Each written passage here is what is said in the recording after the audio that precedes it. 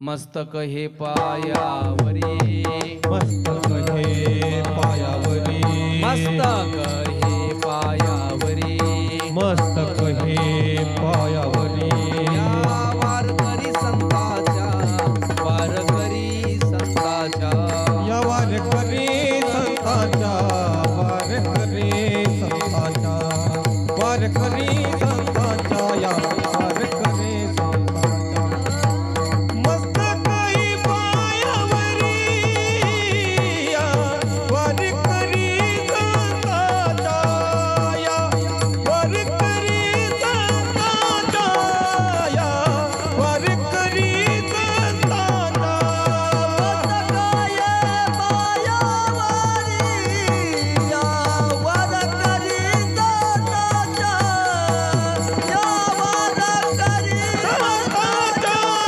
या वारकरी संतांच्या.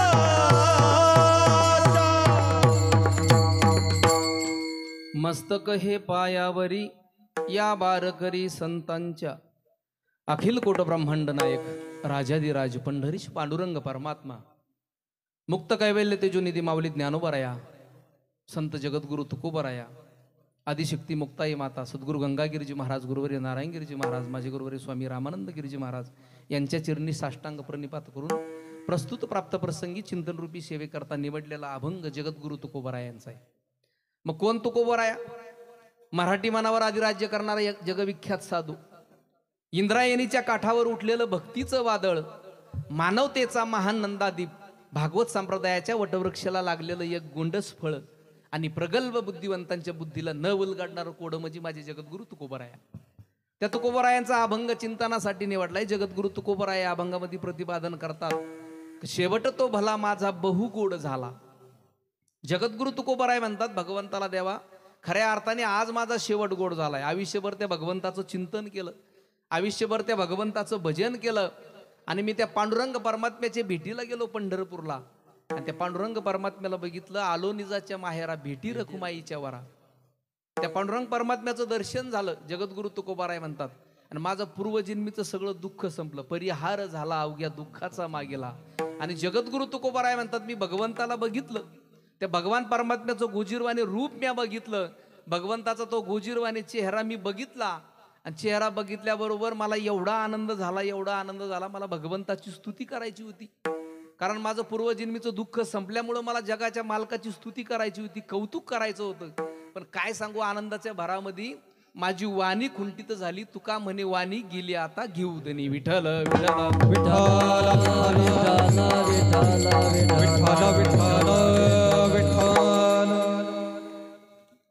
श्री क्षेत्र पिंपळस या ठिकाणी ज्या निमित्ताने आपण सर्वच उपस्थित झालो आहोत, ते निमित्त म्हणजे कैलासवासी मुरलीधर भागोजी पाटील कापसे आपांना जाऊन आज 1 वर्ष पूर्ण होते. त्यांच्या पुण्यस्मरणाच्या निमित्ताने, वर्ष श्राद्धाच्या निमित्ताने आपण सर्वच या ठिकाणी आपतेष्ट, सगळे सोयरे, ग्रामस्थ मंडळी सगळे या ठिकाणी उपस्थित झाले आहेत. त्यामध्ये आपांचा जो परिवार आहे, कापसे पाटील परिवार, या कर्मामध्ये तत्पर असणारा सगळाच परिवार. त्यामध्ये आपांचे मुलं बाळासाहेब मुरलीधर पाटील कापसे, शिवाजी मुरलीधर पाटील कापसे, मुलगी आहे मंगलताई आप्पासाहेब पाटील वेताळ वरझडी, आणि आपांचा संपूर्ण परिवार, नातवंड असतील सगळे, अमोलदादा असेल, सागर असेल, अक्षय असेल, गौरव असेल, आपांच्या नाती असतील, शीतलताई असेल, मानसीताई असेल, वनिताताई असेल, पूजाताई असेल, असा संपूर्ण आपांचा परिवार. आणि ह्या परिवाराला या दुःखातून सावरण्याची शक्ती भगवान परमात्म्याने देव. या ठिकाणी सुंदर असं आयोजन, सुंदर असं आपण नियोजन केलंय. त्यामध्ये ज्यांच्यामुळं तुमचा सर्वांचा दर्शनाचा आज योग आलाय, ते असे असणारे माझे मित्र, बालसखा, गुरुबंधू ज्यांना म्हणेल, ते असणारे माझे संतोषजी महाराज दीक्षित, ते सुद्धा उपस्थित आहेत. दुसरे आपल्याच गावचे एक वैभव असणारे नितीनदादा कापसे असतील, दुसरे असणारे साहेबराव कुदळे असतील, त्यांना सुद्धा धन्यवाद देतो. आणि सुंदर असं आज आपण नियोजन केलं, सुंदर असं आयोजन केलं. त्यामधील गायनाला साथ करणारे जे माझ्याबरोबर आलेले बापू महाराज हिंगे असतील, त्यांना धन्यवाद देतो. दुसरेच आपल्या परिसराचं वैभव असणारे, या परिसरात कुठेही जर आलं तर माझे गुरुबंधू असणारे संदीप महाराज बागुल, ते सुद्धा उपस्थित असतात. आणि गावातील टाळकरी मंडळी असेल, पाठीमागं उभं असणारा जे तुम्ही आपल्या परिसराचं वैभव म्हणावं लागेल, कारण हे बालगोपाळ, कारण यांच्यामध्येच कोणी ढोक महाराज आहेत, मोठमोठे जगन्नाथ महाराज आहेत, मोठमोठे महाराज यांच्यामध्ये दडलेले, कारण भविष्यात केवढे मोठे महाराज होतील हे सांगता येणार नाही. कारण आपल्या गावाचं मी भाग्य म्हणेल की आपल्याला संतोषजी महाराज दीक्षित सारखे रत्न लाभले, कारण संस्काराचं जे गाठोडं त्यांच्याकडं आहे, जे मुलांना संस्कार लावतात, आणि परिसरामध्ये कुठंही कीर्तन असू ते मुलांना जे संस्कार देता येत ना तेच संस्कार आपल्याबरोबर येणार आहे. कारण शिक्षण कुठंही मिळेल आपल्याला, शाळा कॉलेजमध्ये शिक्षण मिळतं, पण संस्कार मिळतात का? नाही मिळत.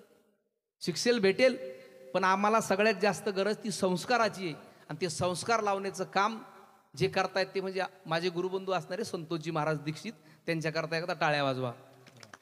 विठ्ठल विठ्ठल विठ्ठल विठ्ठल विठ्ठल विठ्ठल विठ्ठल विठ्ठल.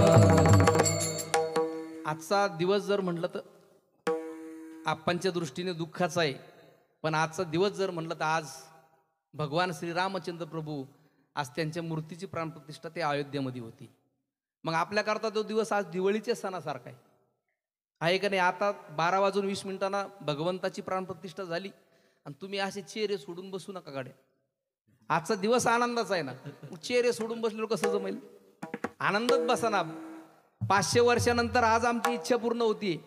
500 वर्षानंतर आज आमची इच्छा पूर्ण होती का भगवान परमात्मा आज मंदिरामध्ये विराजमान होत आहेत. विठ्ठल विठ्ठल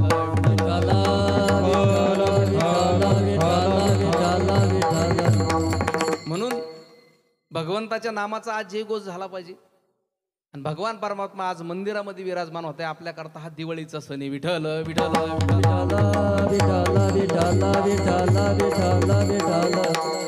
आणि अगोदर आपण श्राद्धाचं कीर्तन उरकून घेऊन मग प्राणप्रतिष्ठेवर बोलू. विठ्ठल विठ्ठल विठ्ठल विठ्ठल विठ्ठल विठ्ठल विठ्ठल. ज्यांची अशी सुंदर साऊंड सिस्टीम आहे, माझे मित्र असणारे माऊली महाराज तुरकणी, त्यांना सुद्धा धन्यवाद देतो. सुंदर असा साऊंड आहे त्यांचा, एक साऊंड क्षेत्रामध्ये त्यांचं नाव मोठं आहे, असं तेव्हा माऊली दादाला सुद्धा धन्यवाद देतो. विठ्ठल विठ्ठल विठ्ठल.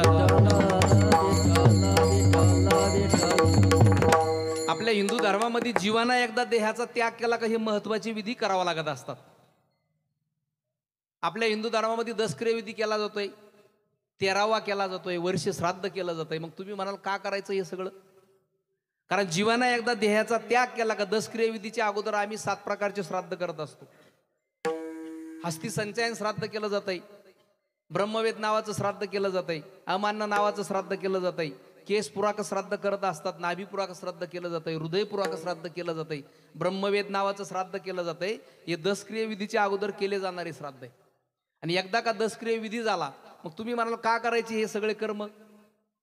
ते तुम्हाला मी सांगतोय. दशक्रिया विधीच्या वेळेस आम्ही म्हणत असतो तीळ घ्यायला जायचंय, पण तीळ घ्यायला नाही जायचं, तीळ त्या व्यक्तीला समर्पित करण्याकरता जावं लागतं. तीळ काय हो त्याचं? तीळ त्याचं प्रतीक आहे. त्या तिळाबरोबर आपल्या जवळचं पुण्य आपण त्या जीवात्म्याला समर्पित करायचंय तिळाबरोबर, आणि मग तिळ पुण्य साचा पडे. ते पुण्य त्या व्यक्तीला, त्या आत्म्याला, त्या भगवंताच्या दरबारामध्ये काम येत असतं, म्हणून त्या व्यक्तीचे तीळ घ्यावा लागतात. ज्यांनी आयुष्यभर पुण्य कर्म केले, चांगले कर्म केले, त्यांचा आम्हाला तीळ घेतलीच पाहिजे. आणि एकदा आम्ही म्हणत असतो की दशक्रिया विधीनंतर 13वा असतो. तो 13वा का केला जातोय? आमच्या हिंदू धर्मामध्ये 16 प्रकारचे संस्कार आमच्यावरती केले जातात. किती? 16 प्रकारचे संस्कार. माहिती का कोणाला? सांगता येतील का? नाही येणार. आताच या ठिकाणी राजू भाऊ उपस्थित झाले, त्यांना सुद्धा धन्यवाद देतोय. आमच्या हिंदू धर्मामध्ये 16 संस्कार केले जातात. 13वा हे शास्त्र आहे, शास्त्रामध्ये बदल करता येत नाही. दशक्रिया विधी हा विधी आहे, विधीमध्ये आम्हाला बदल करता येतो, पण 13व्यामध्ये आम्हाला बदल करता येत नाही. 13वा हा 13व्याच्याच दिवशी करावा लागतो, याच्यामध्ये बदल करता येत नाही. का? तर ते शास्त्र आहे. जगात कुठेही जर तुम्ही गेले ना, शास्त्रामध्ये बदल होत नाही. आम्ही 16 प्रकारचे श्राद्ध करतोय. पहिला 16 प्रकारचे आम्ही संस्कार असतात आमच्या प्रत्येकावर. जे संस्कार कधी करतो आपण? ते लेकरू जन्माला यायच्या अगोदर आम्ही 5 संस्कार करतो, लेकरू जन्माला आल्यावरती 11 संस्कार करतोय. पहिले 5 संस्कार म्हणजे गर्भधान नावाचा संस्कार आहे, पुंसवन नावाचा संस्कार केला जातोय, क्रिया नावाचा संस्कार केला जातोय, अनवलोबन नावाचा संस्कार केला जातोय, श्रीमंत नयन नावाचा संस्कार केला जातोय, जातकर्म नावाचा संस्कार करत असतो, उपनयन संस्कार केला जातोय, विद्या आरंभ नावाचा संस्कार केला जातोय, नामकरण म्हणजे वाढदिवस तो एक संस्कार आम्ही करत असतो, वर्धापन दिन एक आम्ही तो एक संस्कार केला जातोय. विद्या आरंभ नावाचा, शिक्षा आरंभ नावाचा संस्कार केला जातोय. आणि विवाह संस्कार हा प्रत्येकाचा होत असतोय. होतो का नाही? प्रत्येकाचा होतो. आणि शेवटचा जो संस्कार आहे अंत्येष्टित क्रिया स्मशानामध्ये, ती प्रत्येकाची होती. असे 16 संस्कार आमच्यावरती केले जातात. मग 16 मधून आम्ही किती संस्कार करतो? फक्त आम्ही 3 संस्कार करतो. एक नामकरण संस्कार, दुसरा विवाह संस्कार आणि शेवटचा अंत्येष्टित क्रिया स्मशानामध्ये, ती प्रत्येकाची होती. असे आम्ही फक्त 3 संस्कार करतो. 16 मधून 3 गेले, खाली किती राहिले? 13. म्हणून केला जातोय तो 13वा. राहिलेले 13 संस्काराचं पठण 13व्याच्या दिवशी केला जातोय.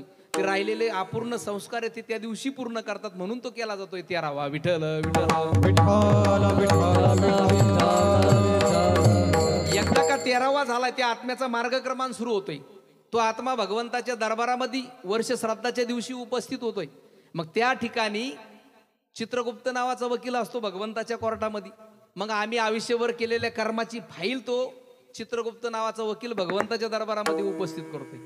मग आयुष्यभर आम्ही काय कर्म केले असतील, किती जणांचे बाण कोरले असतील, किती जणांचं वाटोळ केलं असेल, किती जणांचं चांगलं केलं असेल, त्या दिवशी भगवान परमात्मा त्याचा सगळा लेखाजोखा करतात. आणि मग त्या दिवशी भगवान परमात्मा ठरवतात आम्हाला पुनर्जन्माला घालायचं का नरकाला पाठवायचं, का भगवान परमात्म्याच्या चरणाशी जागा द्यायची, हे भगवंत ठरवत असतो. विठ्ठल विठ्ठल विठ्ठल विठ्ठल विठ्ठल विठ्ठल विठ्ठल.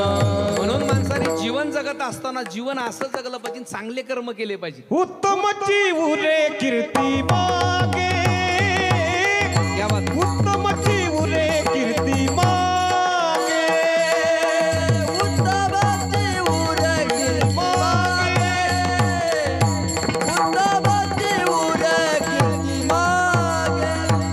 तुका म्हणे का मरणेची सरे,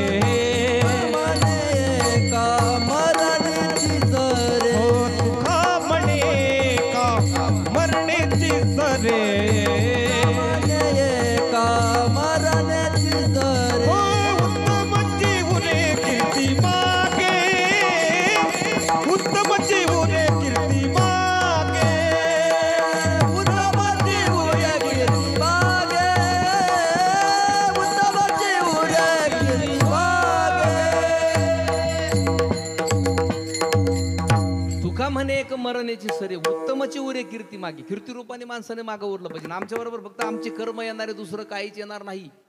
काय येईल? फक्त कर्म येईल. म्हणून जीवन जगत असताना चांगले कर्म केले पाहिजे. जातस्य हि ध्रुवमूर्ती ध्रुवम जन्म मृतस्यचे तस्मात परी हरिर्ती न तुम सूची तू मरशी. म्हणजे भगवान परमात्मा अर्जुनाला म्हणतात, अर्जुना तू काय धरून बसलात, हे माझे ते माझे, तू मारले तरच ते मरणार आहे का? युद्धभूमीमध्ये भगवान परमात्मा अर्जुनाला म्हणताय. त्यावेळेस भगवान प्रत्येक हे शरीर जाणार आहे. देहाची या गावा आलिया, जन्म मृत्यूच्या सोळिया, ना म्हणून ये धनंजयाची या परी. आम्हाला एक ना एक दिवस जावा लागणार आहे. जो देहरूपी गावाला येतो ना, त्याला एक ना एक दिवस जावं लागतं. हे शरीर एक ना एक दिवस सोडावं लागणार आहे. पण जीवन चांगलं जगलं पाहिजे ना. सुंदर त्या भगवंताने आम्हाला नरदेह दिला. कशाकरता दिलाय? त्या भगवंताचं भजन करण्याकरता दिलाय ना. मग त्या भगवंताचं आम्ही भजन केलं पाहिजे, भगवंताचं चिंतन केलं पाहिजे. आणि आमच्याबरोबर फक्त त्या भगवंताचं भजन येणारे, दुसरं काहीच येऊ शकत नाही. तुम्ही किती प्रॉपर्टी कमवून ठेवली, किती धन कमवून ठेवलं, कोणी देणार आहे का थोडं बांधून? घेऊन जा, एवढं जाताना नेता येईल? धन मिळवणी या कोटी, सगळे नाही रे लंगोटी, सवे नाही रे लंगोटी, सवे नाही रे लंगोटी.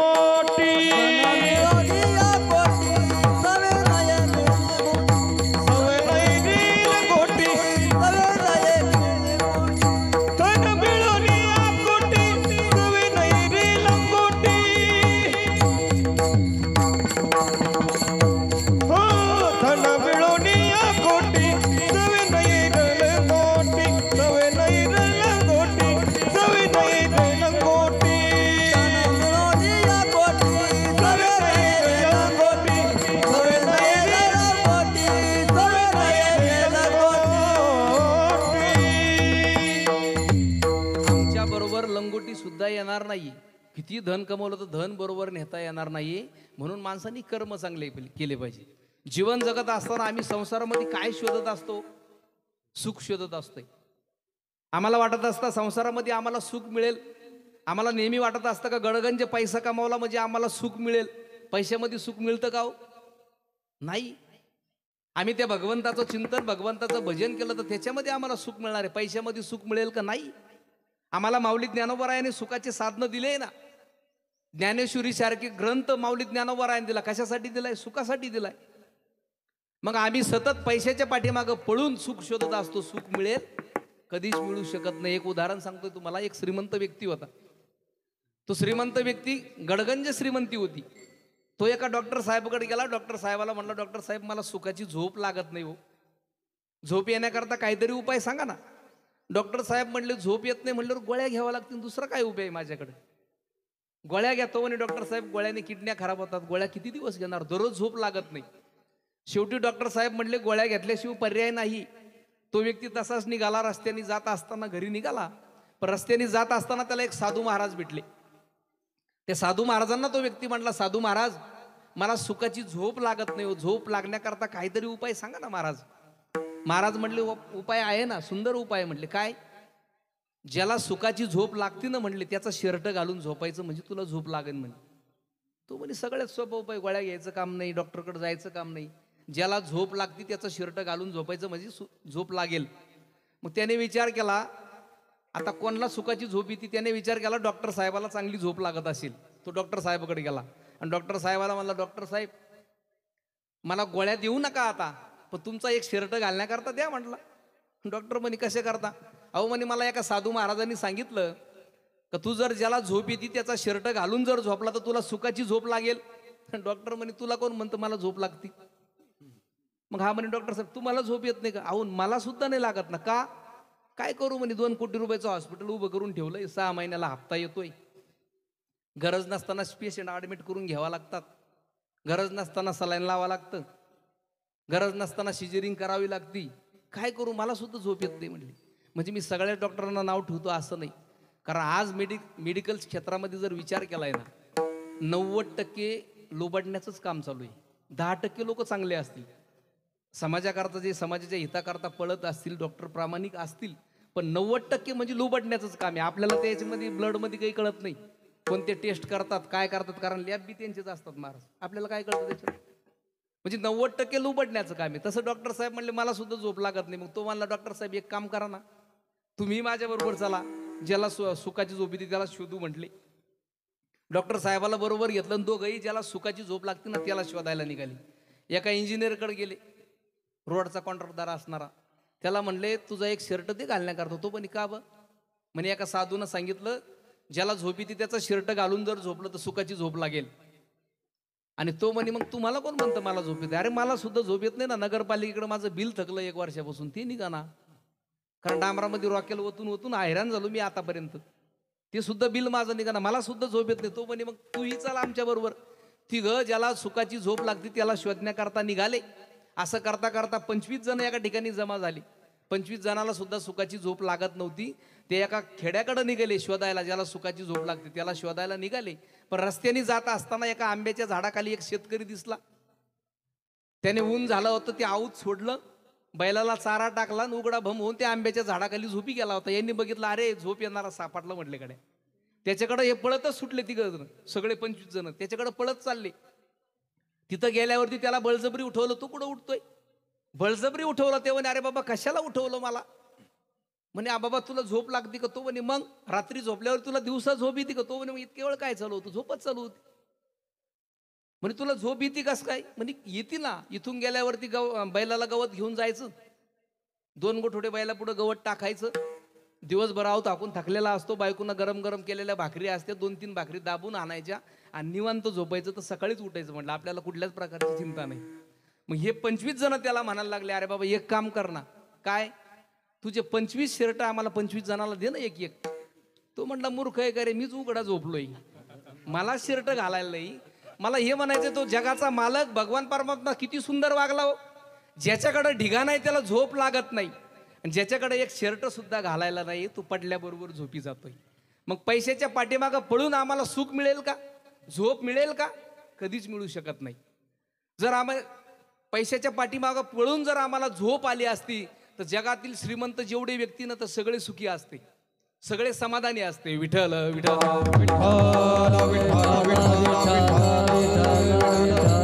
माऊली ज्ञानोबा रायांनी जगद्गुरु तुकोबारायने आम्हाला सुखाचे साधनं दिले ना. माऊली ज्ञानोबारायने ज्ञानेश्वरी दिली आम्हाला सुखा करता. मग ती ज्ञानेश्वरीचं वाचन करा, जगद्गुरु तुकोबारायचं गाथ्याचं वाचन करा. ते आम्हाला नक्की सुख देणारे, संसारामध्ये समाधान देणारे. म्हणून त्या संतांनी आमच्यावर उपकार करून ठेवले ना, त्या संतांच्या मार्गाने चला. विठ्ठल विठ्ठल विठ्ठल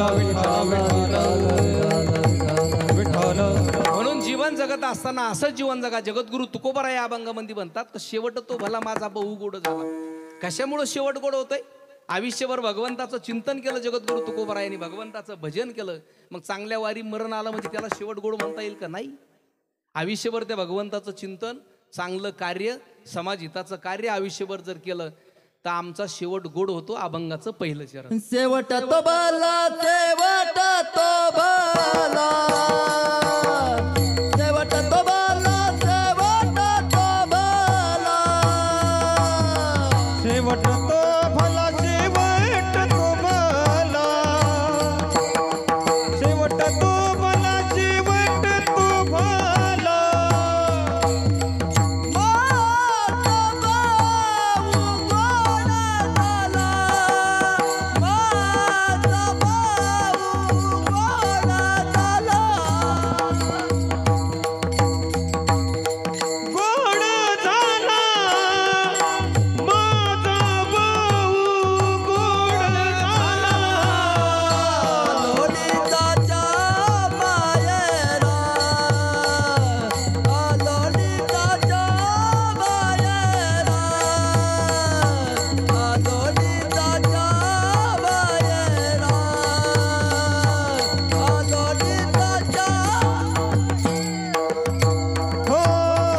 लोणीचा मायेरा, लोणीचा मायेरा,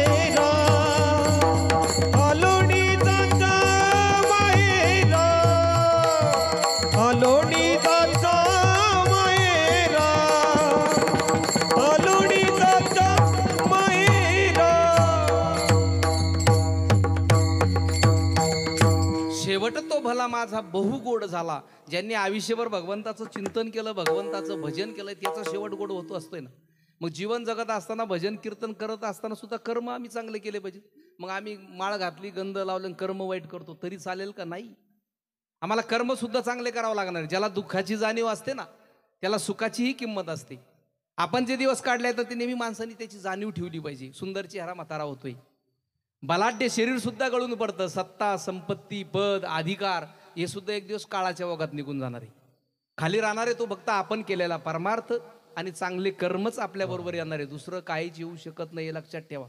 म्हणून जीवन जगत असताना चांगला व्यक्ती म्हणून जीवन जगलं पाहिजे ना.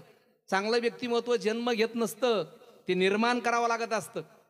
आपल्यासोबत दुसऱ्याचंही भलं व्हावा अशी ज्याची मानसिकता असते ना, त्यांना आयुष्यात काही कमी पडत नसतं. धर्माची गद्दारी, कार्यात बेईमानी, वागण्यात लाचारी आणि बोलण्यात लबाडीची माणसं करतात, ते आयुष्यात कधी सुखी होत नाही, हे लक्षात ठेवा. म्हणून चांगलं व्यक्ती म्हणून जन्म घ्या, चांगलं व्यक्ती म्हणून वागा ना. आजही आपल्या देशामध्ये जे देशाच्या हिताकरता वागले, भगतसिंग असेल, राजगुरू असेल, सुभाषचंद्र बोस असतील, सावरकर असतील, या लोकांनी प्राणाची आहुती दिली. आजही त्यांचं नाव अमर होतंय ना. आमचे संत असतील, माऊली ज्ञानोबाराय असेल, जगद्गुरु तुकोबाराय असतील, नामदेव महाराज असतील, श्री संत साईबाबा असेल, जगाकरता वागले लोक, जगाकरता जगले, जगाच्या हिताकरता हे लोक जगले. मग त्यांचं आजही नाव निघतंय ना. मग जीवन जगत असताना चांगलं लोकांचं वाईट करू नका. भला किसी का कर न सके तो बुरा किसी का मत करना, पुष्प नाही बन सकते हो तो काटे बनकर मत राहीना. चांगलं करता आलं तर करू नका, पण वाईट तर अजिबात करू नका. म्हणून जो इतरांचं वाईट करतो ना, तो स्वतःला वाचवण्यात कमी पडतो. जो दुसऱ्याचं चांगलं करतोय ना, तो स्वतः कधी संपत नाही. दुसऱ्याची वाट लावण्यापेक्षा आपण चांगल्या वाटेला लागा ना. दुसऱ्याला वाट दाखवण्यापेक्षा वाट दाखवण्याचं कार्य करा. माणसाचा दर्जा श्रीमंतीवरून ठरत नसतो, विचारावरून ठरत असतो. चांगला माणूस बना. शेवटी हिशोब धर्माचा नाही, कर्माचा होत असतो, हे लक्षात ठेवा. आम्ही कोणत्या धर्मात जन्माला आलो याला भगवान परमात्मा विचारत नाही, अरे तू काय कर्म केले. कर्म महत्वाचे. या माणसाच्या जन्मामध्ये आल्यावरती आम्ही कर्म चांगले केले पाहिजे, आणि ते कर्मच आमच्या बरोबर येत असतात. कारण एखाद्याने तुम्हाला दुःख दिलंय, त्रास दिलाय, तुम्ही का त्याचा बदला घेता? कारण कर्म त्याचा बदला घेणार आहे. तुम्ही का त्याचा बदला घेता? तुम्ही का दुसरं कर्म करताय? कारण आमच्या कर्माला 13 साक्षीदार असतात. पृथ्वी, जल, अग्नी, वायू, आकाश. तुमचं मन, तुमचा अहंकार आणि चंद्र, सूर्य, तारे ह्या दिशा आणि हृदयामध्ये असलेला परमात्मा आहे. मग किती लॉक टाका, किती डिलीट करा, किती पुरावे नष्ट केला, कार्यक्रम सुटणार नाही. ह्या जन्मात नाही तर पुढच्या जन्मात चुकणारच नाही. म्हणून कर्म चांगले करा ना. आमच्याबरोबर कर्म आहे, दुसरं काहीच येणार नाही. जीवन जगत असताना चांगलं जीवन जगा. तुम्ही कदाचित चांगलं कार्य करत असाल तर समाज तुम्हाला नाव ठेवणारा त्याचा सुद्धा विचार करू नका. जी व्यक्ती तुमच्या प्रगतीवर जळते ना तिचा कधीच तिरस्कार करू नका. कारण ती व्यक्ती तुम्हाला उत्कृष्ट व्यक्ती समजून जळत असते. कुणी कसाही असो, त्याच्याशी इतकं चांगलं वागा की वाईटातला वाईट माणूस सुद्धा तुमची कॉपी केल्याशिवाय राहणार नाही. दुसऱ्याचं सुख पाहण्याची क्षमता ज्याच्यामध्ये असते ना त्याची प्रगती साक्षात भगवंत सुद्धा थांबवू शकत नाही. आम्ही तर माणसं आहोत ना. म्हणून चांगलं जीवन जगा, परमार्थ करा. संसारामध्ये आम्ही हळूहळू प्रपंच सुधारवत असतो, तसं परमार्थामध्ये दररोज भगवंताच्या नामाचं संचयन करा. दररोज तुम्ही ते भगवंताचं नाम घेत राहाल ना, एक दिवस तुम्हाला संतांची भेट होणारी. माऊली ज्ञानोबा राय म्हणतात, हळूहळू ढाळे ढाळे केऊ तेने केवळे तर या मार्गेची निबळे निश्चिंत टाकी. आम्हाला आमच्या ध्येयापर्यंत पोहोचायचं आहे ना, कोणीच अडवू शकत नाही. पण आम्हाला तिथपर्यंत जाताना हळूहळू जावं लागेल. तसं संसारामध्ये संसार करत असताना आम्हाला हळूहळू प्रगती करावा लागणार. कारण कोणी किती आडवं आलं तर त्याचा विचार करू नका. कासवाच्या गतीनं का होईना रोज थोडी थोडी प्रगती करा. खूप ससे येतील आडवे, बास त्यांना हरवण्याची हिंमत ठेवा. तुमच्यावर भुकणाऱ्या प्रत्येक कुत्र्याला थांबून दगड मारण्यापेक्षा बिस्किट जवळ बाळगा ना, पुढे चालत राहा. तुम्हाला जर तुमची श्रीमंती मोजायची असेल ना, नोटा मोजू नका. कदाचित तुमच्या डोळ्यात अश्रू आले तर ते पुसायला किती जण धावून येतात ते मोजा. जीवन असं त्या भगवंताने दिलंय ना, सुंदर जीवन दिलंय. मग त्या भगवंताचं नाव घेऊन कर्म चांगले करून जीवन जगा. दुसरं आमच्या बरोबर काहीच येणार नाही. विठ्ठल विठ्ठल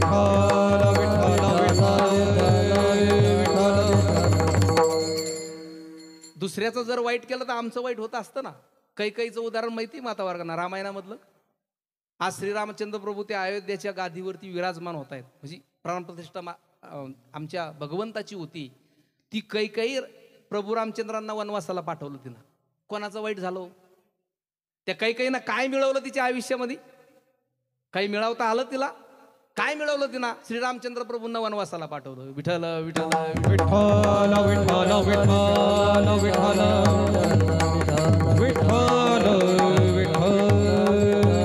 विठ्ठल विठ्ठल विठ्ठल विठ्ठल.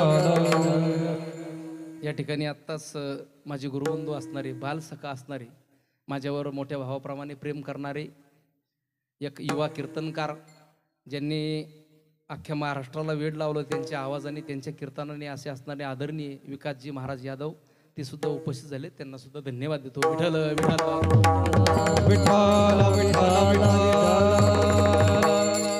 ते कैकेयीनं काय मिळालं हो तिच्या आयुष्यामध्ये? भगवान परमात्म्याला वनवासाला पाठवलं. भरताला गादी मागितलं हे मान्य.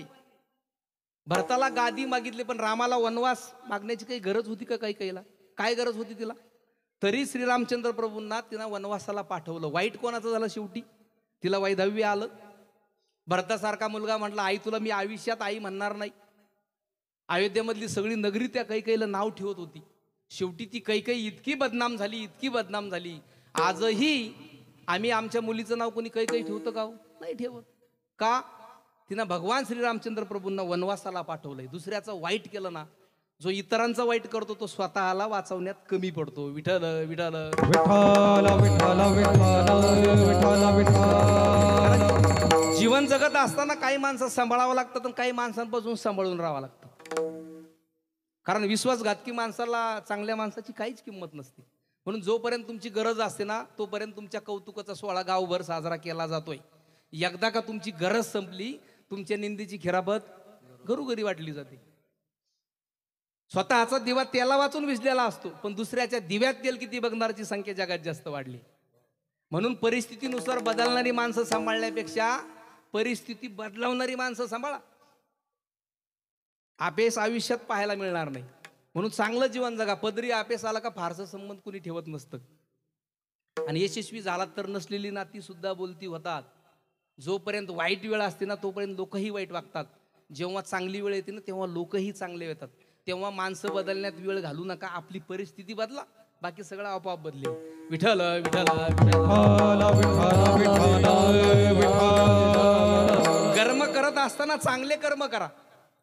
कारण काही हुशार माणसं कर्म करत असताना चांगले, त्याच्यामध्ये चुका घडत असतात, पण त्या चुका सुद्धा सुधारता आल्या पाहिजेत ना आम्हाला. आमच्याकडून एखादी चूक घडली तर ती चूक सुद्धा सुधारवण्याची ताकद आपल्यामध्ये असली पाहिजे. म्हणून चुका सुधारता सुद्धा आल्या पाहिजे. एक तुम्हाला उदाहरण सांगतो, लक्षात आलं म्हणून जाता जाता सांगतो. भारत आणि ऑस्ट्रेलियाची मॅच चालू होती. मोठी माणसं चुका कशा सुधारवतात ते तुम्हाला सांगतोय.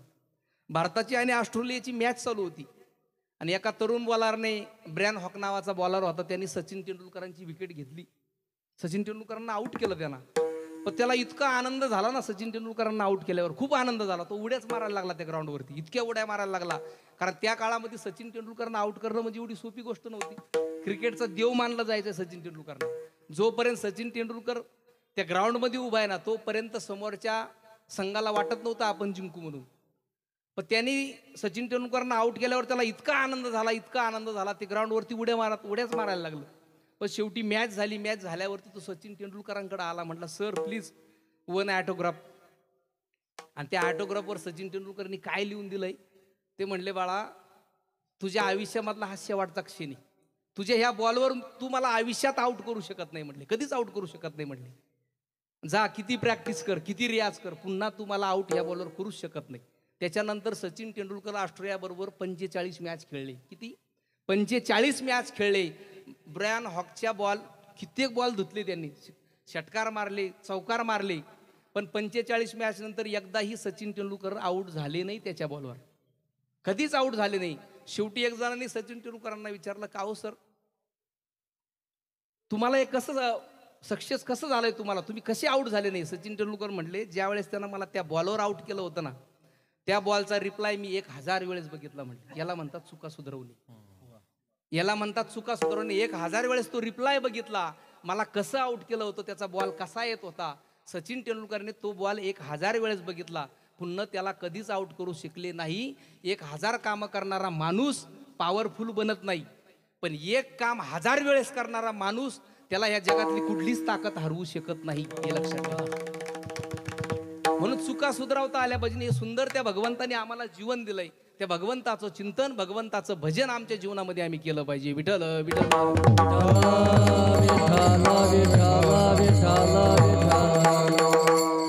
म्हणून जगद्गुरु तुकोबाराय म्हणतात, शेवट तो भला माझा बहु गोड झाला. आयुष्यभर भगवंताचं भजन, भगवंताचं चिंतन आमच्या संत महात्म्यांनी केलं नाही. कुर्मदास, त्याला हात नाही हो, पाय नाही, पण त्या कुर्मदासाला त्या भगवंताचं वेड लागलेलं होतं. मंदिरामध्ये भजनाचा आवाज जर ऐकू आला ना, कुर्मदास तो भजनाला लगेच जायचा. एक दिवस पैठण क्षेत्रामध्ये मंदिरामध्ये भानुदास महाराजांचं कीर्तन चालू झालंय आणि त्या कुर्मदासाच्या कानावरती शब्द पडले त्या कीर्तनाचे, भजनाचे. आणि कुर्मदास आईला म्हणतो, आई मला मंदिरामध्ये पोहोच कर ना. कुर्मदासाला हात नाही हो, पाय नाहीये. तो म्हणतो, आई मला मंदिरामध्ये पोहोच कर ना. आई म्हटली, कुर्मदासा अरे 22 वर्षाचा झाला बाळा, तुला हात नाहीये, पाय नाही, तुला तुझं वजं वागून वागून माझे गुडघे दुखायला लागले रे बाळा, कसं तुला नेऊ आता? कुर्मदास म्हणला, आई तुला शेवटचंच म्हणतो, पुन्हा नाही म्हणणार गाई. आणि त्या कुर्मदासाला त्या आईनं मंदिरामध्ये सोडलंय. कीर्तन चालू होते. कीर्तन संपल्यानंतर सगळे लोक घरी झोपायला निघून गेले. कुर्मदास एकटाच त्या मंदिरामध्ये बसलेला होता. पण भानुदास महाराजांनी बघितलं कुर्मदास एकटा बसलाय. त्याला विचारलं, कुर्मदासा का बसला तू, घरी नाही गेला आज? कुर्मदास म्हटलं, महाराज मला घरी जायचंच नाही. मग महाराज सकाळी दिंडी पंढरपूरला जाणार आहे ना, मग मी सुद्धा पंढरपूरला येणार आहे दिंडी बरोबर. भानुदास महाराज म्हटले, कुर्मदासा अरे तुला हात नाहीये, पाय नाही, कसा चालशील तू? जुन्या काळामध्ये साधनाची काही व्यवस्था नव्हती. कुर्मदास म्हणले, महाराज तुम्ही फक्त हो म्हणा. आणि त्या कुर्मदासांनी संतांच्या शब्दावर विश्वास ठेवला भानुदास महाराजांच्या. आणि तुम्ही फक्त महाराज हो म्हणा. आणि असं म्हटल्याबरोबर कुर्मदासांनी काय केलं, महाराज हो म्हटले. आणि कुर्मदास रात्रीच पंढरपूरची वाट धरली. पण कसा चालायचा? पोटाने खरकत खरकत चालायचा. हात नाही, इथून हात नाही, पाय गुडघ्यापासून खाली पाय नाहीये त्या कुर्मदासाला. आणि तो पोटाने खरकत खरकत त्या पंढरीची वाट धरली त्यांना रात्री 12 वाजता. कुर्मदासानी रात्रभर चालायचा, दिवसभर चालायचा. ज्या गावामध्ये गेला का त्या गावामध्ये जाऊन सांगायचं का पाठीमागून भानुदास महाराजांची दिंडी येते, त्या दिंडी करता भोजनाची व्यवस्था करून ठेवा. आणि 24 तास तो कुर्मदास चालत असायचा. आणि पंढरपूर जवळ गेल्याबरोबर एक मुक्कामाचं गाव राहिलं. पण कुर्मदास त्या गावामध्ये विव्हळत पडलाय. पाठीमागून भानुदास महाराजांची दिंडी आली. भानुदास महाराजांनी बघितलं कुर्मदासा आज नाही गेला तू पुढं. आणि कुर्मदास म्हणली महाराज नाही, आता नाही जाऊ शकत मी, माझ्यामध्ये महाराज त्राण राहिला नाही आता. आणि ज्या वेळेस कुर्मदासाला भानुदास महाराजांनी उलट केलं ना, तो उलट केल्याबरोबर कुर्मदासाच्या पोटाला कातडं सुद्धा शिल्लक राहिलं नव्हतं, नुसते हाडं शिल्लक राहिले होते, पोटाला मांस शिल्लक राहिलं नव्हतं. आणि मग भानुदास महाराजांच्या डोळ्यात पाणी आलं. म्हणलं कुर्मदास ही काय अवस्था करून घेतली तुझी. कुर्मदास म्हटला भानुदास महाराज मी पंढरपूरला येऊ शकत नाही आता, जगाच्या मालकाला माझा निरोप सांगा, एवढा करा उपकार सांगा देवा नमस्कार, भगवंताला निरोप द्या, मी येऊ शकत नाही भगवंता तुमच्यापर्यंत.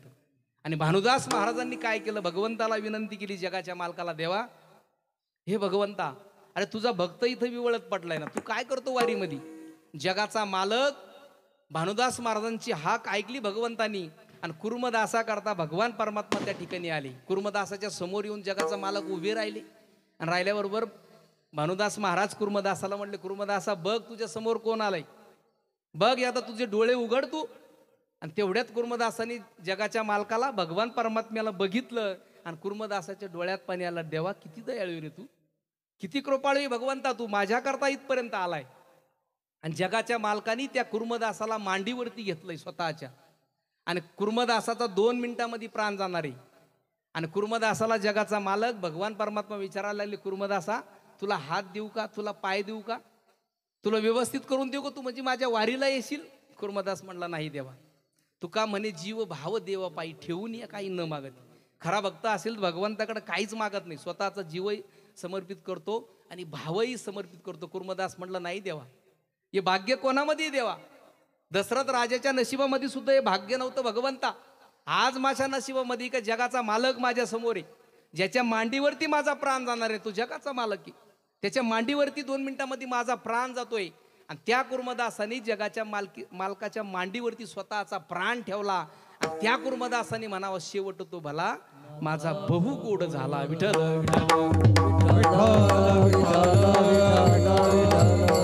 हे जगद्गुरु तुकोबाराय या अभंगामध्ये म्हणतात, शेवट तो भला माझा बहु गोड झाला. पण कधी झालाय, ज्यावेळेस ते भगवंताच्या दरबारामध्ये गेलो, त्या भगवंताला बघितलं, माझ्या माहेरामध्ये मी गेलो ना, त्याच्यामुळे माझा शेवट गोड झाला. अभंगाचं पहिलं चरण. हलो निजाच्या माहेरा, हलो हो हलो निजाच्या माहेरा, हलो निजाच्या माहेरा,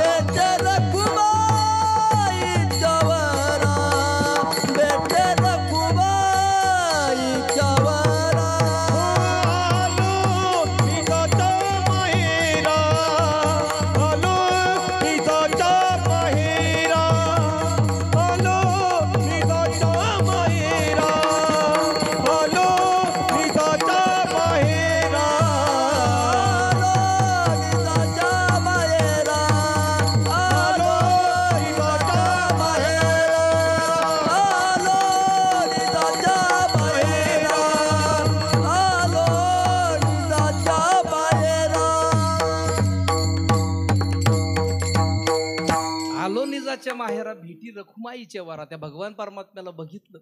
रखुमाईचा वर म्हणजे पांडुरंग परमात्मा आहे. जगद्गुरु तुकोबाराय म्हणतात, आलो निजाच्या माहेरा, माझ्या माहेरामध्ये मी आलोय. वारकऱ्याचं माहेर काय हो, ते पंढरपूर आहे. त्या वारकऱ्याला इतकं ओढ लागलेली असते ना त्या वारीची, वर्षातून एकदा त्या पंढरीच्या वारीला कधी जाईन असं होत असतंय. मुलीला कसं माहेरामध्ये जायला, कधी दिवाळीचं सण येईल, कधी पंचमी येईल, कधी माझ्या माहेरामध्ये जाईल, कसं वाटत असतं मुलीला, कधी जाईन मी माझ्या माहेरामध्ये. तिला नुसती ओढ लागलेली असते. आजची गोष्ट ते सोडून आज दिसाआड माहेरामध्ये.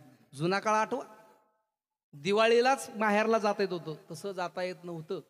आणि त्या मुलीचं इतकं प्रेम असायचं आपल्या बापामध्ये ना, खूप प्रेम असायचं हो. ज्याचा बाप गेलाय ना, मग त्याला ते आज तिची उणीव भासत असेल. कारण असल्यावर नाही किंमत राहत आम्हाला. जोपर्यंत बाप आहे ना, जोपर्यंत आई आहे ना, आई घराचं मांगल्य असते तर बाप घराचं अस्तित्व असतं.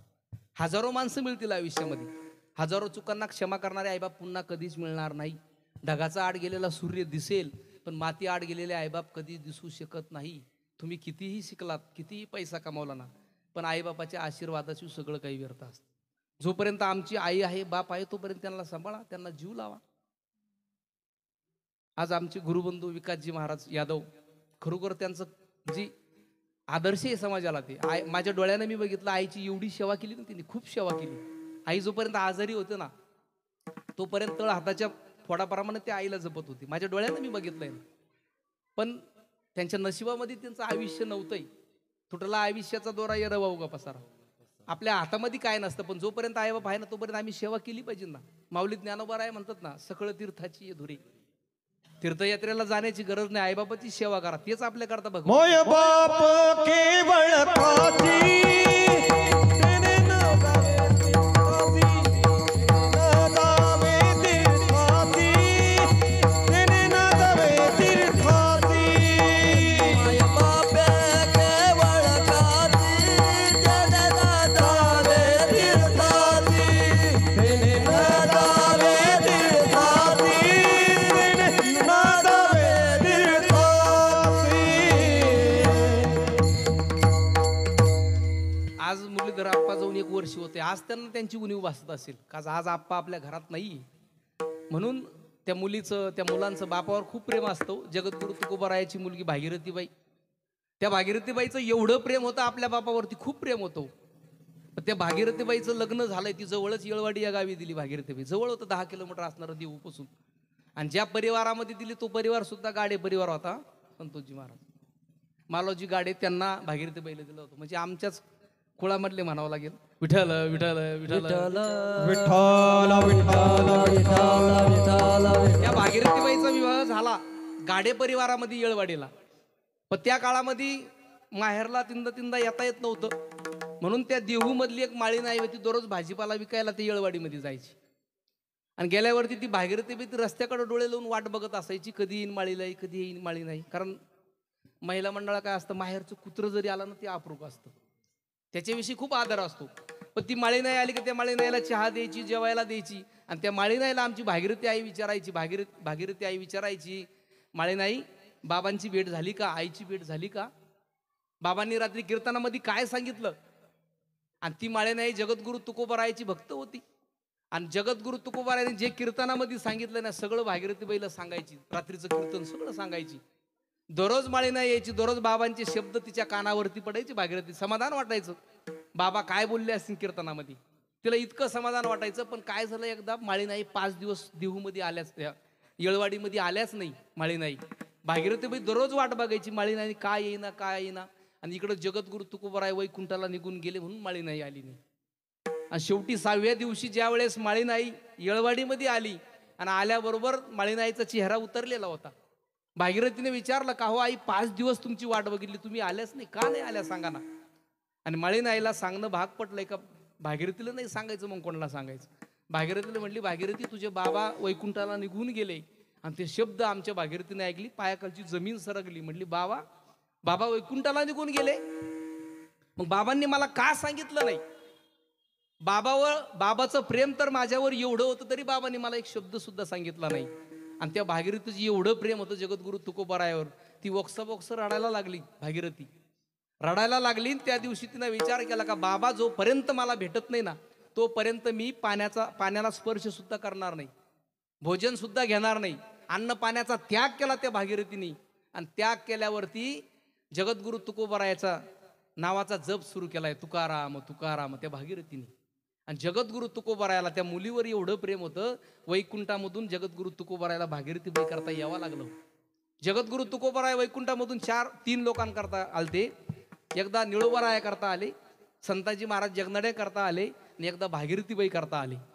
त्या मुलीवर एवढं प्रेम होतं जगद्गुरु तुकोबारायाच्या. आल्याबरोबर ती भागीरथीला कडकडून मिठी मारली, म्हणली भागीरथी या विश्वाचा नेहमी, या जगाचा नेहमी, जो जन्माला आलाय त्याला जावा लागणार आहे, कसला विचार करती. आणि त्या भागीरथीची समजूत जगद्गुरु तुकोबारायाने काढली आणि जगद्गुरु तुकोबाराया पुन्हा वैकुंठाला निघून गेली. मला हे सांगायचंय, त्या बापाचं मुलीवर एवढं प्रेम असतं, एवढं प्रेम असतं, ती मुलगी आयुष्यभर बापाचं प्रेम कधीच विसरू शकत नाही. विठ्ठल विठ्ठल विठ्ठल विठ्ठल विठ्ठल. तसं आमच्या वारकऱ्याला वाटत असतं का मी कधी माझ्या माहेरामध्ये जाईल, पांडुरंग परमात्म्याचं दर्शन घेईन, ते पांडुरंग परमात्म्याला बघेल, माझ्या रुक्मिणी आई साहेबाला बघेल. ते वारकऱ्याला नुसती ओढ लागलेली असती, आलो निजाच्या माहेरा भेटी रखुमाईच्या वारा. पण जगद्गुरु तुकोबाराय म्हणतात, मी पंढरपूरला गेलो, त्या पांडुरंग परमात्म्याचं रूप बघितलं, भगवंताला मी बघितल्याबरोबर माझं पूर्वजन्मीचं दुःख सगळं संपलं. अभंगाचं 3रं चरण. हो परिहार झाला, झाला परिहार झाला,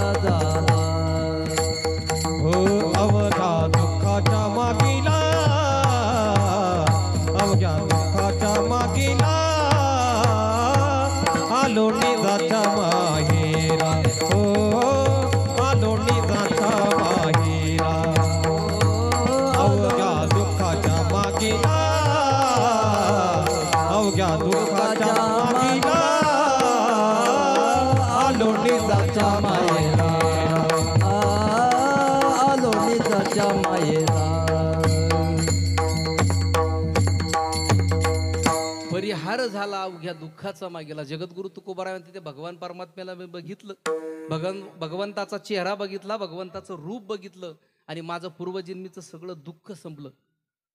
काम, क्रोध, लोभ, मद, मत्सर, अहंकार, भगवंताला जर आम्ही बघितलं ना, हे सगळं जळून जातं, सगळं पळून जातंय. रामायणामधलं तुम्हाला एक उदाहरण सांगतोय. ज्यावेळेस वालीचं आणि सुग्रीवाचं युद्ध चालू होते, भगवंताला बघितल्याबरोबर आमच्या दृष्टीने जर आम्ही जगाच्या मालकाला बघितलं तर आमच्यामध्ये काय परिवर्तन होतं हे तुम्हाला सांगतोय. वाली आणि सुग्रीवाचं युद्ध चालू होतं. जगाच्या मालकानी भगवान श्रीरामचंद्र प्रभूंनी त्या वालीला झाडाच्या आडून बाण मारलाय आणि बाण मारल्याबरोबर तो वाली धारातीर्थ पडलाय आणि पडल्याबरोबर जगाचा मालक भगवान परमात्मा त्या वालीच्या समोर आले आणि समोर आल्याबरोबर त्या वालीनं भगवंताला बघितलं आणि भगवंताला बघितल्याबरोबर वाली भगवंताला म्हणायला लागला, देवा, हे भगवंता, तुम्ही मला चोरून का बाण मारला झाडाच्या आडून? तुम्ही समोर येऊन देवा तुम्ही बाण मारू शकत होते, मग तुम्ही झाडाच्या आडून का बाण मारलाय? तुम्ही का असं कृत्य केलं? हे जग सोडून जातोय देवा, मला याचाही वाईट वाटत नाही. माझं घरदार सगळं सोडून जातोय देवा, याचाही वाईट वाटत नाही. माझ्या बायको मुलाला देवा मी सोडून जातोय, याचाही वाईट वाटत नाही देवा. पण देवा, तुम्ही मला चोरून बाण मारलाय ना, त्याच्यामुळे रघुकुलाला कलंक लागलाय ना देवा. भगवंत म्हणलं, तुला एवढी काळजी का रघुकुलाची? रघुकुलाला कलंक लागलाय म्हणतो, तुला एवढी काळजी का? हो म्हणले देवा, मला फार वाईट वाटलं. मग भगवान परमात्मा म्हणतात, अरे वाली, तुम्हाला आज ब्रह्मज्ञान शिकवतोय, तुम्हाला आत्ता ब्रह्मज्ञान शिकवतोय. ज्यावेळेस तू सुग्रीवाच्या बायकोचं अपहरण केलंय, सुग्रीवाचं सगळं राज्य हिसकावून घेतलंय, अनितीनं आयुष्यभर वागलाय, मग त्यावेळेस तुझं कुठं गेलं ब्रह्मज्ञान? आता मला ब्रह्मज्ञानाच्या गोष्टी सांगतोय, त्यावेळेस कुठं गेलं तुझं ब्रह्मज्ञान? आणि मग त्या वालीचे उद्गारे, वाली म्हणतो, देवा खरं सांगू, ज्यावेळेस तुम्ही बाण मला मारला ना, तोपर्यंत मी तुम्हाला बघितलं नव्हतं, पण तुमचा रामबाण मला लागलाय ना. माणसाला रामबाण लागल्याशिवाय माणूस ध्यानावर येत नाही. भगवंता, तुमचा रामबाण मला लागलाय ना, त्यावेळेस मी धारातीर्थ पडलोय आणि पडल्याबरोबर देवा तुम्ही माझ्या समोर आले. भगवंता, तुमचा मी चेहरा बघितला देवा, तुमचं ते गोजीरवाणी रूप देवा बघितलं आणि बघितल्याबरोबर देवा काय सांगू, माझ्यामधलं सगळं काम, क्रोध, लोभ, मद, मत्सर देवा सगळं निघून गेलं एका मिनिटात. म्हणून मी ब्रह्मज्ञानाची गोष्टी करायला लागलो. तसं ह्या जीवाला जर भगवान परमात्म्याची भेट जर झाली, माणसाला भगवंत जर भेटला तर माणूस माणूस म्हणूनच राहत नाही. म्हणून जगद्गुरु तुकोबाराय म्हणतात, देवा तुझा मी चेहरा बघितला, तुझा चेहरा बघितल्यावर देवा परिहार झाला अवघ्या दुःखाचा मागेला. तसं जीवन जगत असताना चांगलं जीवन जगा, त्या भगवंताचं चिंतन करा, भगवंताचं भजनच आमच्याबरोबर येणार आहे, दुसरं काही येणार नाही. कीर्तनाला भजनाला येताना आमच्या मुलांना घेऊन आलं पाहिजे, त्यांच्या गळ्यात माळ घातली पाहिजे, टाळ वाजवायला टाळ दिला पाहिजे. तसं तुमचं गाव आदर्श गाव आहे, कारण तुमच्या गावाने आत्ताच समाधानजी महाराज शर्मांचं कथा केली, खूप म्हणजे भव्यदिव्य स्वरूपात केली. आपल्या गावाचेच आदरणीय एक आधारस्तंभ असणारे आमचे नितीनदादा कापसे असतील, सगळेच गावातील सर्व ग्रामस्थ असतील, त्यांनी खूप म्हणजे श्रम घेऊन ही कथा ह्यो कार्यक्रम मोठ्या उत्साहात करताय. खरोखर धन्यवाद द्यावा लागेल, कारण जर आम्ही आज सप्ताहाचे कार्यक्रम असेल, हे धार्मिक कार्यक्रम जर नाही केले तर आमच्या पुढच्या पिढीला कसे संस्कार लागणार आहे? ते संस्कार महत्त्वाचे. आणि जे आमचे संतोषजी महाराज दीक्षित ते सुद्धा महान कार्य करतायत, त्यांना सुद्धा धन्यवाद देईल. म्हणून कीर्तनाला भजनाला येताना आमच्या मुलांना घेऊन आला पाहिजे, त्यांच्या गळ्यात टाळ वाजवायला टाळ दिला पाहिजे. आमच्या मुलाने जर गळ्यात घेऊन टाळ वाजवला, गळ्यात माळ जर घातली, तर आमचा बाप 10 वर्ष जास्त जगेल ना? नाही जगणार का? जगेल. आमच्या बापाला वाटून माझ्या मुलानं माळ घातली, हो चांगले संस्कार आहे त्यांना. मी अगोदरच बोलून गेलोय, आम्हाला शाळा कॉलेज शिक्षण भरपूर देतील, पण आम्हाला संस्कार मिळणार नाही हे लक्षात घ्या. संस्कार मिळेल का? आम्हाला नाही मिळू शकत. म्हणून आमच्या मुलांचं जीवन चांगलं घडवा. क्लास 1 अधिकारी करा, क्लास 2 अधिकारी करा, पण वारकरी बनवल्याशिवाय राहू नका हे लक्षात घ्या. कारण वारकरीच आम्हाला चांगले संस्कार देणार आहे, दुसरं कोणीच देणार नाही. म्हणून जीवन जगत असताना चांगलं जीवन जगा. पण आमच्या जीवनाची भूमिका अनुसरणापेक्षा अनुकरणात जास्त झाली. दाढी वाढवली म्हणजे कोणी छत्रपती शिवाजी महाराज होत नाही, त्यांच्यासारखा गंध लावला म्हणजे कोणी छत्रपती शिवाजी महाराज होत नाही. छत्रपती शिवाजी महाराज होण्यासाठी वयाचे 36 वर्षे घोड्यावरती काढावं लागतात. भोग कमी, त्याग जास्त, झोप कमी, समर्पण जास्त, तेव्हा सगळं जमेल ना? तसं जमेल का? नाही जमणार. म्हणून ते भगवंताचं चिंतन भजन केलं पाहिजे. पण आम्हाला नुसतं प्रॉपर्टी कमावायचं येड लागलंय. आम्ही 2027च्या LICच्या हप्त्याची व्यवस्था आज करून ठेवली, 2030च्या LICच्या हप्त्याची व्यवस्था आज आम्ही करून ठेवली. पण रात्रीतून जर तू हृदय विकाराच्या झटक्यानं गेला बाळा, तर सकाळी भगवंताला काय उत्तर देणार आहे? त्या उत्तराची व्यवस्था आहे का आमच्या जीवनात? नाही ना. आम्ही फक्त 4 पिढ्याचं कमवून ठेवलंय, 5व्या पिढीचं आम्हाला पडतंय, ते काय खातील? अरे पण तूच जर गेला तर काय सांगणार आहे भगवंताला? तुझं भजन केलंय तेव्हा, तुझं चिंतन केलंय भगवंता, समाजाला काही मदत केली नाही. म्हणून जीवन जगत असताना चांगलं जीवन जगा, परमार्थ करा, भगवंताचं चिंतन करा, भजन करा, तेच बरोबर येणार आहे. आणि समाजामध्ये आम्ही जे गरीबाला, ज्याला गरज असेल त्याला दान करू ना, ते सुद्धा आमच्या बरोबर येणार आहे. नुसतं गण लावून माळ घालून याला नुसतं परमार्थ करून याला परमार्थ म्हणत नाही. आम्ही दुसऱ्याच्या किती कामं येतो याला सुद्धा परमार्थ म्हणतात. आम्ही दुसऱ्याचं किती हित बघतोय, आपल्यापासून दुसऱ्याला त्रास नाही, यालाच परमार्थ म्हणतात. विठ्ठल म्हणून जगद्गुरु तुकोबाराय म्हणतात, त्या भगवान परमात्म्याचं मी चेहरा बघितला, भगवंताला बघितलं, पूर्वजन्मीचं सगळं दुःख माझं जळून गेलं, पळून गेलं. त्याच्यामुळे मला इतका आनंद झाला, इतका आनंद झाला. त्या भगवंताची मला स्तुती करायची होती, भगवंताचं मला कौतुक करायचं होतं, पण काय सांगू, माझी वाणी खुंटीत झाली. अभंगाचं तुका म्हणे वाणी वाणी, तुका म्हणे वाणी, तुका म्हणे वाणी वाणी, तुका म्हणे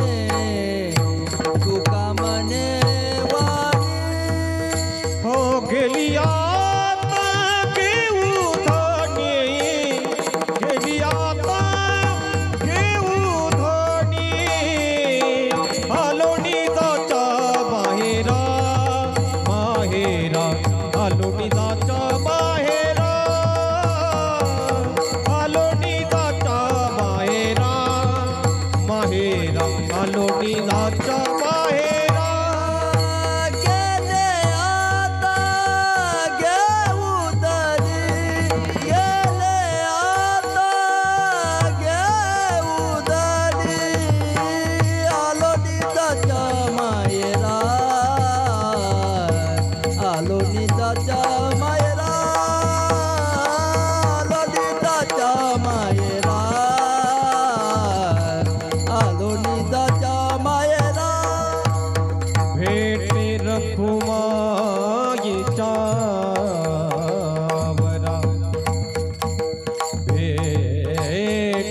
रखुमाईच्या वरा.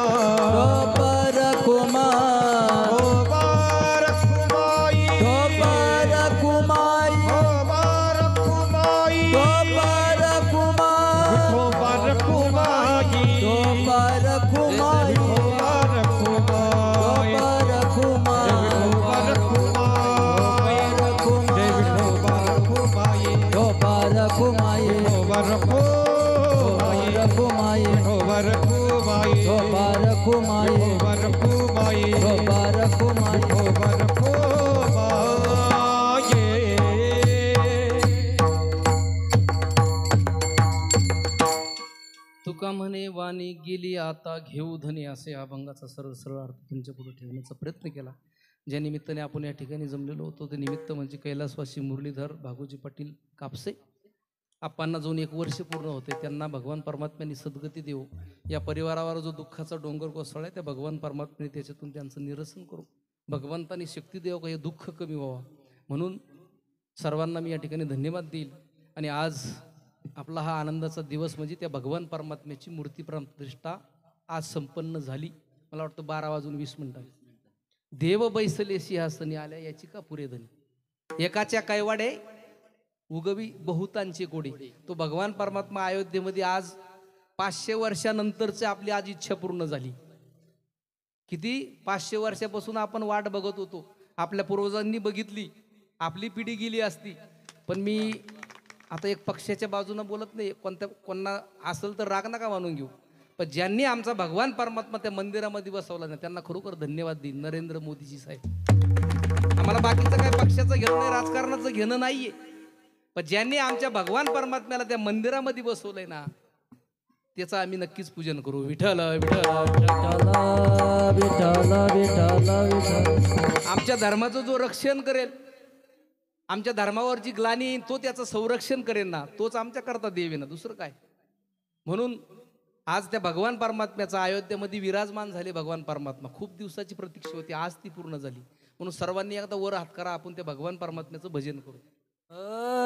श्रीराम जय राम जय जय राम, श्रीराम जय राम जय जय राम, श्रीराम जय राम जय जय राम, श्रीराम जय राम जय जय राम, श्रीराम जय राम जय जय राम, श्रीराम जय राम जय जय राम, श्रीराम जय राम जय जय राम, श्रीराम जय राम जय जय राम, श्रीराम जय राम जय जय राम, श्रीराम जय राम जय जय राम, श्रीराम जय राम जय जय राम, श्रीराम जय राम जय जय राम, श्रीराम जय राम जय जय राम, श्रीराम जय राम जय जय राम,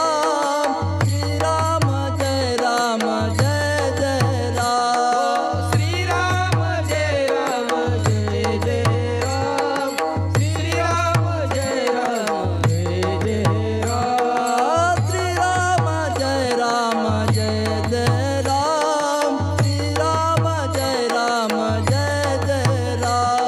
श्रीराम जय राम जय जय राम, श्रीराम जय राम जय जय राम, श्रीराम जय राम जय जय राम, ओ श्रीराम जय राम जय जय राम, श्रीराम जय राम जय जय राम, श्रीराम जय राम जय जय राम, श्रीराम जय राम जय जय राम, श्रीराम जय राम जय जय राम, श्रीराम जय राम जय जय राम, श्रीराम जय राम जय जय राम, श्रीराम जय राम जय जय राम, श्रीराम जय राम जय जय राम, श्रीराम जय राम जय जय राम. हर घर में है एक ही नाम, हर घर में है एक ही नाम, एक ही नारा गूंजेगा। वाह भारत का बच्चा बच्चा जय जय राम बोलेगा। भारत का बच्चा बच्चा जय श्री राम बोलेगा। भारत का बच्चा बच्चा जय जय श्री राम बोलेगा, भारत का बच्चा बच्चा जय जय राम बोलेगा। भारत का बच्चा बच्चा जय जय श्री राम बोलेगा, रामदूत का हनुमान नारा जय श्री राम जय श्री राम। रामदूत का हनुमान नारा जय जय श्री राम, रामदूत का हनुमान नारा, रामदूत हनुमान का नारा, रामदूत हनुमान नारा, भारत का बच्चा बोलेगा। भारत का बच्चा बच्चा जय श्री राम बोलेगा। मेरे भारत का बच्चा बच्चा जय श्री राम बोलेगा। राम बोलेगा भारत का बच्चा जय श्री राम बोलेगा। बोलिए सियावरी रामचंद्र चंद्र भगवान भगवान की की जय. झालेली सेवा सद्गुरूंच्या चरणी समर्पित करतो आणि सेवेला पूर्ण विराम देतो. सुंदर असं आयोजन, सुंदर असं नियोजन आपण केलंय, ज्यांच्यामुळे तुमचं सर्वांचं दर्शन झालं. ते असणारे माझे गुरुबंदी संतोषजी महाराज दीक्षित असतील, नितीनदादा कापसे असतील, आमचे साहेबराव कुदळे असतील, सर्वांना धन्यवाद देईल. आणि आप्पांना जाऊन 1 वर्ष झाले, त्यांना भगवान परमात्मा नक्की सद्गती प्राप्त हो ही त्यांची